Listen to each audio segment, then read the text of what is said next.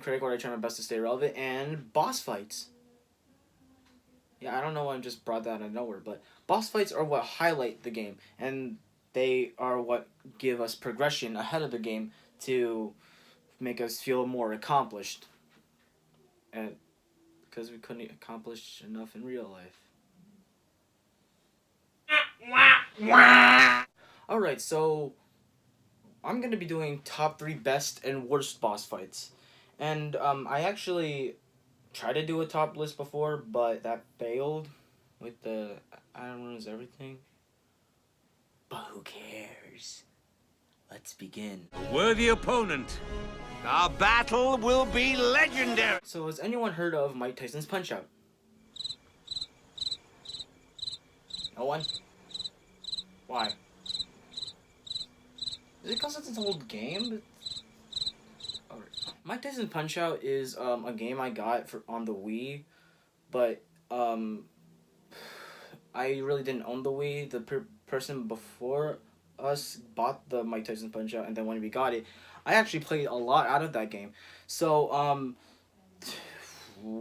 what's my favorite? Like, there's some fighters that are actually unique and racist, but my favorite one's gotta be Great Tiger, because Great Tiger, he's the only one that felt unique compared to everyone else who was just punching you aggressively fast.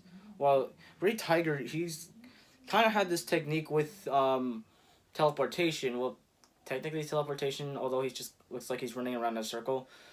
But what I found this fun is that how there are different ways to beat him. Like, if he ever tries to uppercut you, you could actually either hit him before to get a star, or counter and then uppercut him. Which, it's fun to easily get through, and it's what makes him a great character. I mean, his, what's it called? Mid-round quotes aren't as characterizing as he is, but the fight himself is actually, it just says what he is. He's a magician. He could beat the ever-living hell out of you, but apparently he could beat the ever-living hell out of him. You're trash, Brock. Excuse me? So all the bosses are actually good, but yeah, I know some of them are bad, but it's hard for me to find it that way. But I eventually got it narrowed down. So here's number 3. Remember SpiderMan PS4? Remember I talked about it? I teased about it. I did a horrible job at it. I'm bad at this.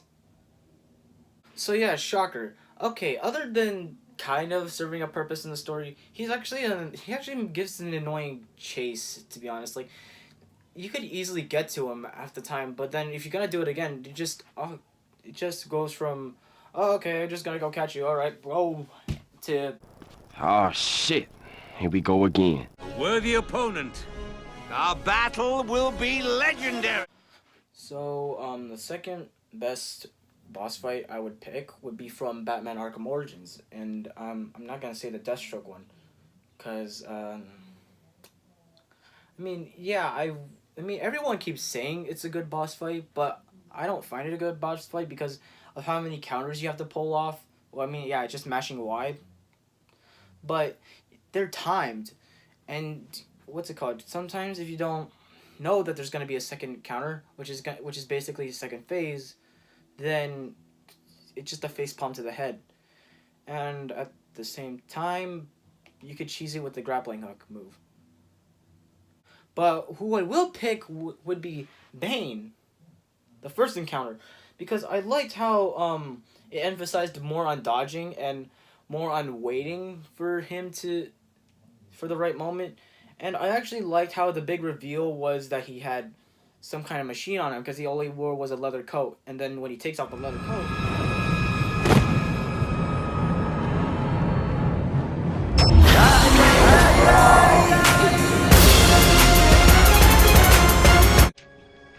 You're trash, Brock. Excuse me? okay, so number 2 for the worst boss would be Eggman from Sonic Colors. I already talked about this before.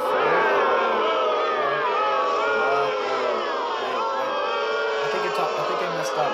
I meant to say the DS version, not the Wii version. People actually like the Wii version more. Okay, so the problem with the fight is the fact that there's a drawn-out cutscene. Even when you skip it, it would take too long. And the fact that I already joked about the chase with the robot chasing Sonic, but the problem is the environment, it blends in way too well with the background, so the obstacles just, you can't see them half the time.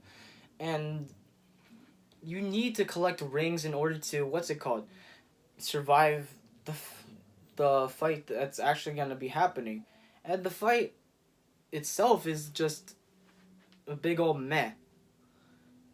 Because all you have to do is boost him at the right time, and then there's another problem. The fact that that mega laser at the end of it, on the last part of the boss fight, is the fact that you have to mash just Y. But the problem was, it didn't tell you could mash all buttons. And I was never aware of this until I just messed around and did it, and I won it. And what did I get?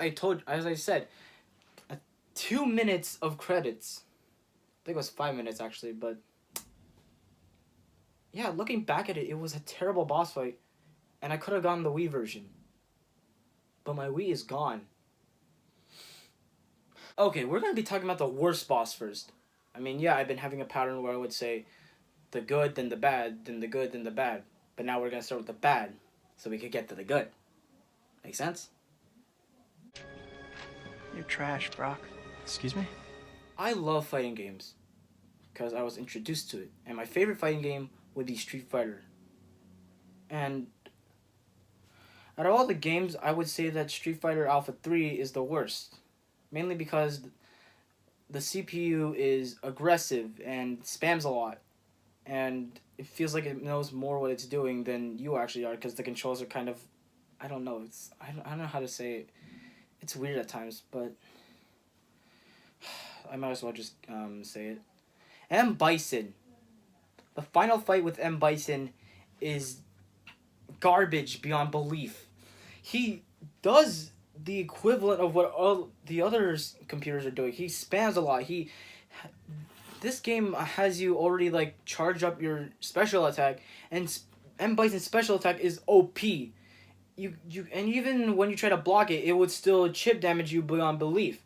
And his hitbox is very thin, and his teleporting is annoying. And I wanted to say Gil from Street Fighter 3, but at least you could replay it. And Bison, if you lose to him, he downright just ends the game. He already put in your high score on the thing, and then boom, credits roll. And as you see, M. Bison accomplish whatever the hell he's doing. A worthy opponent. Our battle will be legendary. Okay, so now on to number 1. So number 1 is kind of, in a way, obvious and not biased at all. Okay, so Transformers Devastation. I already talked about this. This was my first review. And I already said a lot about it. But finding a good boss fight was actually kind of hard, until I realized some of the boss fights are actually repeating themselves and just kind of improving in a way to make it fun. But there's one person that's just has one encounter and he's already challenging at best. And that's why he's my favorite. It's the guy that dropped.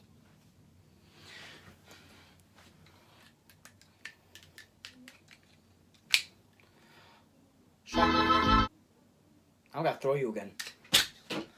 So about Shockwave is it proved that he was a scientist in his fight. He transforms into a laser, and then you have to dodge the laser, and then you have to try to find a way to get close to him to get a much amount of damage that could be possible. But then his second phase, he gets even cooler. His laser deflects off of this mirror thing he created, and then he could clone himself, and he could do a really cool teleportation. And the music. I did this in the first review, and I said that the soundtrack was amazing, but I'm gonna do it again.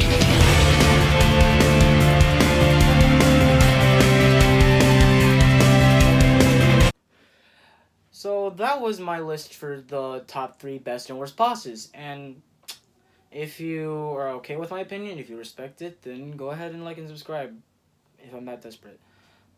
But remember, I'm the irrelevant critic, and whatever I do or review is irrelevant.